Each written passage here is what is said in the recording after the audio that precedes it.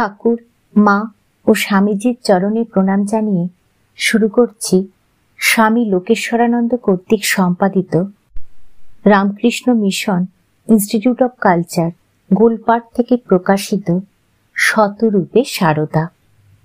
আজ পাঠ করব শ্রীরূপিণী। লিখেছেন রামানন্দ বন্দ্যোপাধ্যায় মহাশয়। অধিকর্তা শিল্প সংগ্রহশালা, Ramakrishna Mission Institute of culture, Kolkata. পাঠ করছি শ্রীরূপিণীর তৃতীয় তথা অন্তিম পর্ব। প্রকৃতির এই সহজ অনাড়ম্বর পরিমণ্ডলের পটভূমিতে মানুষ নিজেকে দেখতে পায়। সেই দেখতে পাওয়ার অর্থ মানুষের হৃদয়ে স্ববোধের উৎস আবিষ্কার।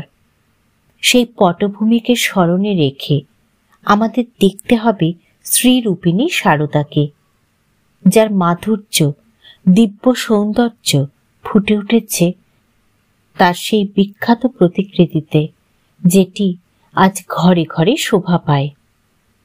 ক্যামেরায় তোলা এটি সারদার প্রথম প্রতিকৃতি। এই প্রতিকৃতিতে যা প্রথমে আমাদের আকর্ষণ করে তা সারদার স্নিগ্ধ নয়ন।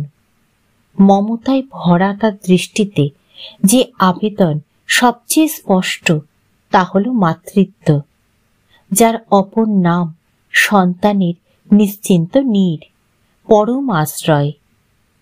মহাবলীপুরম এবং ইলোরার শিল্পশাস্ত্র সম্মত মাতৃমূর্তির ভাস্কর্যে আছে বিরাটত্বের বিস্ময় এবং এক বিশেষ কারিগরি নিপুণতা। কিন্তু সারদার আলেখ্যে যে নিরাভরণ, অনুচ্চারিত সৌম্য লাবণ্য এবং দিব্য সৌন্দর্যের আবেদন আছে, তার আকর্ষণ আমাদের অন্তরের গভীরতম তন্ত্রীকে পরম স্নেহে স্পর্শ করে যায়। আড়ম্বর শূন্যতাও একটি বিশেষ স্ত্রী। সারদার এই মাতৃ আলেখ্য সেই স্ত্রীর শান্ত ছায়াশীতল ঐশ্বর্যে পূর্ণ, আর পূর্ণ নিত্যশ্রীর মহিমায়, নিত্য মঙ্গলের স্পর্শে। সারদার সান্নিধ্যে যারা থেকেছেন তারা সবাই তার স্নিগ্ধ পেলব স্নেহসিক্ত রূপের সঙ্গে পরিচিত ছিলেন। ভগিনী নিবেদিতা ছিলেন সেই ভাগ্যবানদের অন্যতমা। আমেরিকায় গিয়ে সারদার কথা যখন তার মনে পড়েছে, তখন তার মনে ভেসে উঠেছে সারদার যে রূপ, তার বর্ণনায় চিত্রটি পরিষ্কার হয়ে ওঠে। নিবেদিতা লিখছেন, মা গো, ভালোবাসায় ভরা তুমি। তোমার ভালোবাসায় আমাদের মতো উচ্ছ্বাস বা উগ্রতা নেই। তা পৃথিবীর ভালোবাসা নয়, স্নিগ্ধ শান্তি তা। সকলের কল্যাণ আনে, অমঙ্গল করে না কারো। সোনার আলোয় ভরা তা, খেলায় ভরা। প্রেমময়ী মা গো, তোমাকে যদি একটি অপরূপ স্তোত্র কিংবা প্রার্থনা লিখে পাঠাতে পারতাম, কিন্তু জানি সেও যেন তোমার তুলনায় শব্দমুখর, কোলাহলময় শোনাবে। সত্যই ভগবানের অপূর্ব রচনাগুলি সবই নীরব, তা অজানিতে আমাদের জীবনের মধ্যে প্রবেশ করে। যেমন বাতাস, যেমন সূর্যের আলো, বাগানের মধু গন্ধ, গঙ্গার মাধুরী, এইসব নীরব জিনিসগুলি সব তোমারই মতো। নিবেদিতার দৃষ্টির স্বচ্ছতায় সারদার রূপের যথাযথ বর্ণনাটি ফুটে উঠেছে।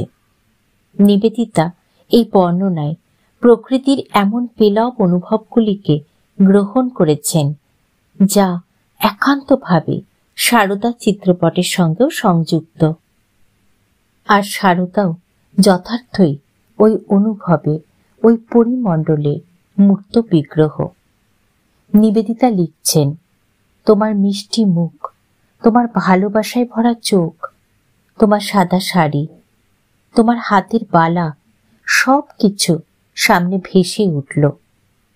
সারদার মুখে কোনো দৈবিক কাঠিন্য নেই, দৃষ্টিতে নেই অলৌকিকতা, আবরণে কোনো জৌলুস নেই, নেই অঙ্গাভরণে কোনো বাহুল্য। সারদার এই রূপ তো আমাদের চোখের সামনেও ভাসে, সারদার চিত্রপটেও তা প্রতিবিম্বিত। সারদার চিত্র পরিমিতির ঐশ্বর্যে ভূষিত। কোনো আবরণ বা আভরণ দিয়ে সাজালেই তা প্রয়োজনের অতিরিক্ত মনে হবে। যে সহজাত শ্রী ও সুষমায় তিনি পূর্ণ হয়ে এসেছেন, তাকে অহেতুক আবরণ বা আভরণে ভরে তুললে তার ছন্দপতন ঘটবে। সারদা আলেখ্য আমাদের যে অনুভবের পরশ দেয়, তা তাৎক্ষণিক নয়, চিরন্তন। তা মানুষকে নিত্য বোধে পরিচালিত করার পরম প্রেরণা স্বরূপ। এক অখণ্ড পূর্ণকে তা প্রকাশ করছে বলে তাকে ছেয়ে আছে একটি স্বর্গীয় সুষমার পবিত্র আবেশ।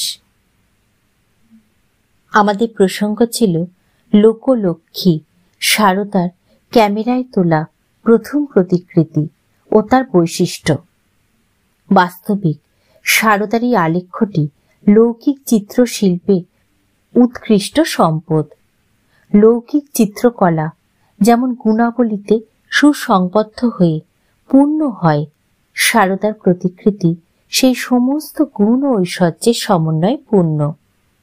লোকচিত্রের আসল গুণ ও উৎকর্ষের দিক হল তার সাবলীল সুছন্দ প্রবাহ এবং তার সঙ্গে সরল ভাব ভাবনা অনুযায়ী রেখার ব্যবহার।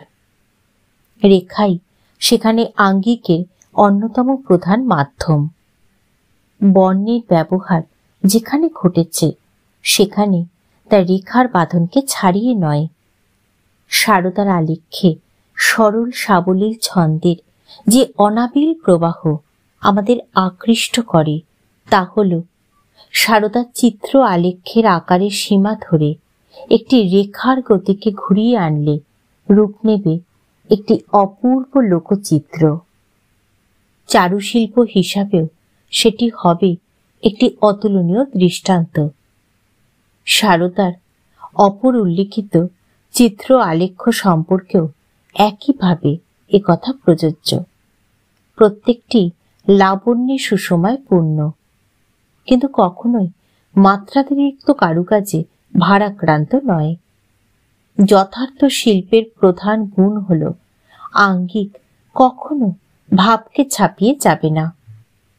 অনেক সময় দেখা যায় করণ কৌশল ও দক্ষতার স্বাক্ষর রাখতে গিয়ে অনেক উচ্চমানের শিল্প প্রাণ হারিয়ে কেবলই শিল্প কুশলতার নমুনা হিসাবে পরিচিত হয়েছে, কিন্তু শিল্পের আসল দিকচিহ্ন হিসাবে প্রতিষ্ঠা পায়নি।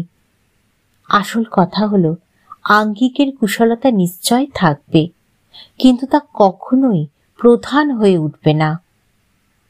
আঙ্গিকের সার্থকতা সেখানেই যখন তা শুধুমাত্র শিল্পের মুখ্য ভাব প্রকাশের সহায়ক মাধ্যম হিসেবে কাজ করবে। শিল্পীর দৃষ্টিতে এই যথার্থ শিল্প ভাবনার সার্থক দৃষ্টান্ত সারদার আলেখ্য। লোকশিল্পের প্রধান কথা হল যত্র লগ্নং হি হৃদ, হৃদয় যার সঙ্গে যুক্ত আছে। শিল্পগুরু শুক্রাচার্যের মতে তাই হল লোকশিল্পের প্রাণ, লোকশিল্পের ভাষার রূপ। লোকচিত্রকলার সেই প্রাণের পূর্ণতার পরম উপমা সারদা আলেখ্য। সারদা জীবন আলেখ্যের মধ্যে প্রতিবিম্বিত ভারতবর্ষের মাতৃভাবনার সত্য রূপটি। আর সারদা আলেখ্যেও অধিষ্ঠিতা ইলোরা মহাবলীপুরমের ভাস্করায়িত সুপ্রাচীন মাতৃমূর্তি, তবে ভিন্ন আঙ্গিকে, ভিন্নতর সুষমায়। ভারতের প্রকৃতি সমা রূপটি নিয়ে জয়রামবাটির মাটির ঐশ্বর্যের শান্ত পরিবেশে যার জন্ম, সেই শান্ত শ্রী লাবণ্যে ভরা সারদার রূপটির কোনো পরিবর্তনই ঘটেনি দক্ষিণেশ্বর অথবা কলকাতার নগর জীবনের কোলাহলের মধ্যে। সারদার সুখাসনে বসা প্রতিকৃতিটি তার উজ্জ্বল প্রমাণ। সারদার অন্য যে প্রতিকৃতির কথা উল্লিখিত হয়েছে সেটি তার বেশি বয়সের, কিন্তু ভাব ও সুষমার স্মৃতির দিক থেকে তাদের মধ্যে কোনো পার্থক্য নেই। সারদার ভিন্ন ভিন্ন সময় তোলা নানা প্রতিকৃতি আমরা দেখেছি, কিন্তু প্রত্যেকটি প্রতিকৃতিতেই সেই একই চেতনা, একই ভাবনা ও একই অনুভূতির দিব্যদ্যুতি বিদ্যমান। আরেকটি বিষয় লক্ষ্য করার, সারদাকে যখনই কোনো প্রতিকৃতিতে ধরা হয়েছে তখনই তার মধ্যে একটি জাগতিক অনুপস্থিতির ভাব বিশেষভাবে ফুটে উঠেছে। তিনি চারিপাশে দৃশ্যমান জগতের পরিবেশের মধ্যে উপস্থিত থেকেও যেন নেই। এসব তো গেল সারদার প্রত্যেক আলেখ্যের মধ্যে মূলগত ঐক্যের কথা, কিন্তু সারদার প্রত্যেক মূর্তি লক্ষণের অভিনবত্ব কম নেই, এবং সেই বৈচিত্র্য এবং অভিনবত্বেরও একটি স্পষ্ট লক্ষণ আছে, যা সবসময় সবকিছু নিয়ম লক্ষণকে অনুসরণ করতে বাধ্য হয় না। বস্তুত সারদার যে দুটি আলেখ্যের কথা এখানে আলোচনায় এসেছে, দুটি শিল্প শাস্ত্রজ্ঞ সমস্ত লক্ষণ, কৌশল ও গুণকে অতিক্রম করে নবতর শিল্প ব্যঞ্জনার বিগ্রহ। সেই বৈচিত্র্য ও অভিনবত্ব চোখে যতখানি ধরা পড়ে, হৃদয়ে পড়ে তার অনেক বেশি। এ দুটি আলেখ্য ছাড়া আরো অনেক আলেখ্য আছে সারদার। প্রত্যেকটি সম্পর্কেই এ কথা প্রযোজ্য। যতবার তার আলেখ্য দেখা যায় ততবার যেন তাকে নতুন মনে হয়। শুধু আলেখ্যেই নয়, তার জীবন আলেখ্যের প্রত্যেক অংশেও সেই বৈচিত্র্য ও অভিনবত্ব ফুটে উঠত, আর সবকিছুকে ছাপিয়ে উঠত তার অনুপম দিব্য সুষমা ও সৌন্দর্য। যারা তাকে দেখেছেন, তার সঙ্গ করেছেন, তারা সে কথা অনুভব করেছেন।